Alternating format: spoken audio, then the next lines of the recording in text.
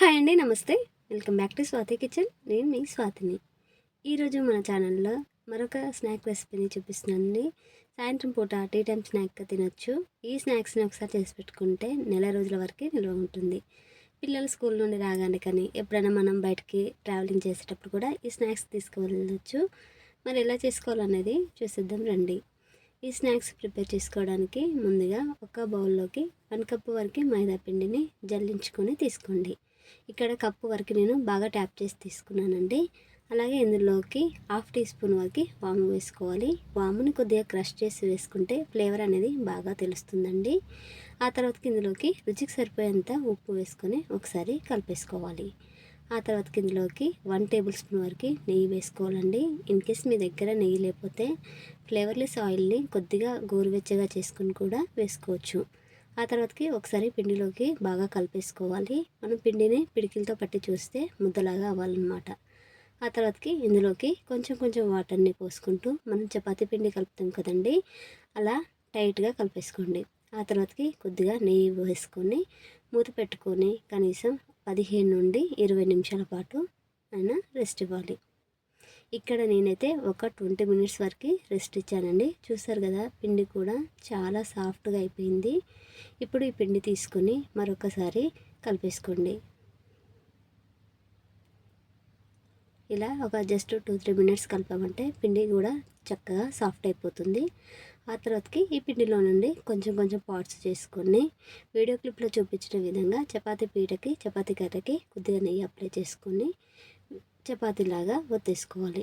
అంతా ఈవెన్గా ఒత్తేసుకోవాలండి. ఇక్కడ మందం ఉండొద్దు, మళ్ళీ అలానే పలసగా ఉండొద్దు అనమాట. వీడియో క్లిప్లో చూపించిన విధంగా దలసరిగా ఉంటే సరిపోతుంది అనమాట.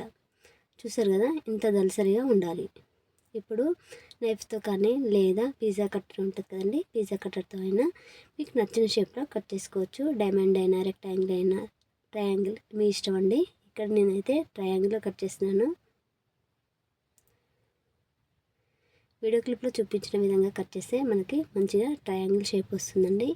ఇలా చేసేసుకుని ఒక ప్లేట్లోకి ట్రాన్స్ఫర్ చేసుకోండి. ఇదే విధంగా మిగతా చిప్స్ కూడా చేసేసుకోండి.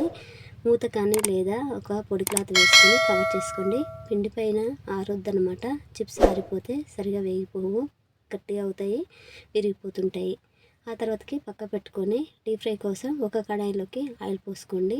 ఆయిల్ కొద్దిగా హీట్ అయిన తర్వాతకి ఈ చిప్స్ మొత్తం వేసుకొని ఒక 2 నిమిషాల పాటు కలపకుండా అలా వదిలేసేయండి. వాటంతటా అవే తేలుతూ వస్తాయండి. ఇప్పుడు స్టవ్ని మీడియం ఫ్లేమ్లో పెట్టుకొని అటు ఇటు కదుపుకుంటూ మంచి గోల్డెన్ బ్రౌన్కి వచ్చేంతవరకు క్రిస్పీగా ఫ్రై చేసుకోండి. ఇలా జస్ట్ ఒక 4-5 నిమిషాల పాటు ఫ్రై చేస్తే మంచిగా కలర్లోకి వస్తాయండి. ఇలా గోల్డెన్ బ్రౌన్కి వచ్చిన తర్వాతకి తీసేసుకొని మరొక ప్లేట్లోకి ట్రాన్స్ఫర్ చేసుకోండి.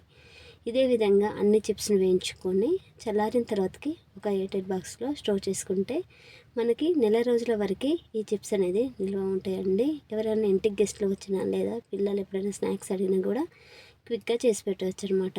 చాలా సింపుల్గా ఉంటుందండి. ఎక్కువ టైం ఏం పట్టదు. జస్ట్ ఒక 10 నిమిషాలు టైం ఉంటే చాలు ఈ చిప్స్ చేసుకోవచ్చు. ఈ ప్రాసెస్లో చేస్తే కరకరలాడుతూ చాలా టేస్టీగా ఉంటాయండి. సో అందుకని ఒకసారి ట్రై చేయండి. ట్రై చేశాక మీకు ఎలా కుదిరిందో మీ ఫీడ్బ్యాక్ నాతోటి కామెంట్స్లో తెలియజేయండి. వీడియో నచ్చితే ఒక లైక్ కొట్టండి. మీ ఫ్రెండ్స్ అండ్ రిలేటివ్స్ తోటి షేర్ చేసుకోండి. ఇలాంటి క్విక్ అండ్ హెల్దీ రెసిపీస్ కోసం స్వాతి కిచెన్ని సబ్స్క్రైబ్ చేసుకొని పక్కన బెల్ ఐకాన్ని యాక్టివేట్ చేసుకోండి. Thank you for watching friends. Bye bye.